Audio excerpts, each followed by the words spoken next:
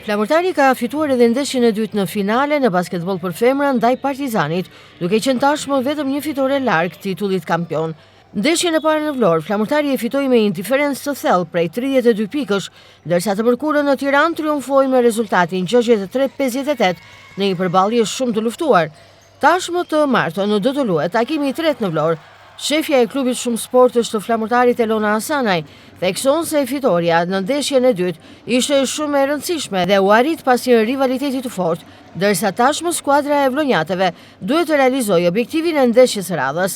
Hasanaj u bëri gjithashtu thirrje sportazhëve vlonjat që të mbushin pallatin e sportit dhe të mbështesin skuadrën në këtë përballje ku mund të sigurohet edhe titulli kampion. Vim mbas dy fitoreve, jemi në finale me Partizanin. Ndeshja e parë në Vlorë përfundoi me një rezultat shumë të thellë, 32 pikë. Ndeshja e djeshme ndoshta u futën me pak e morën lehtë. Ishte një fillim i vështirë, dal nga dal filluam ta rikuperojmë, derisa përfundoi me 5 pikë diferencë.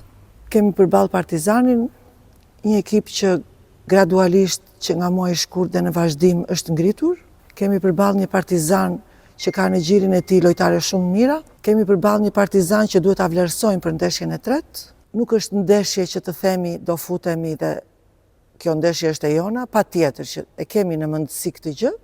Është ndeshja e tretë që nëse e fitojmë, ne i sjellim një kupë, një kampionat tjetër të fituar qytetit të Vlorës. Është një kupë shumë e rëndësishme. Kjo ndeshje na shpall kampion. Ajo bëri të ditur se ndeshja do të luhet ditën e martë në orën 18 dhe për shkak të rëndësisë së madhe që ka kjo përballje. Nuk mund ta bëjmë vetëm, asnjëherë. Vazhdimisht, unë u bëj thirrje të gjithë sportazhëve, të gjithë qytetarëve vlonjat. Është një ekip elit, është një ekip emblem, që duhet të jemi të gjithë bashkë. Unë e kam thënë prapë, po e përsëris që tifozi është sportisti, është lojtari i gjashtë në fushë. Nuk e bëjmë dot vetëm pa ta. Duhet të jemi të gjithë bashkë edhe një herë për të mbështetur ekipin e vajzave. Kjo ndeshje na shpall kampion. Si orar është shumë i mirë, të gjithë janë kthyer nga puna dhe ata që e duan sportin duhet të jenë patjetër në pallat të sportit.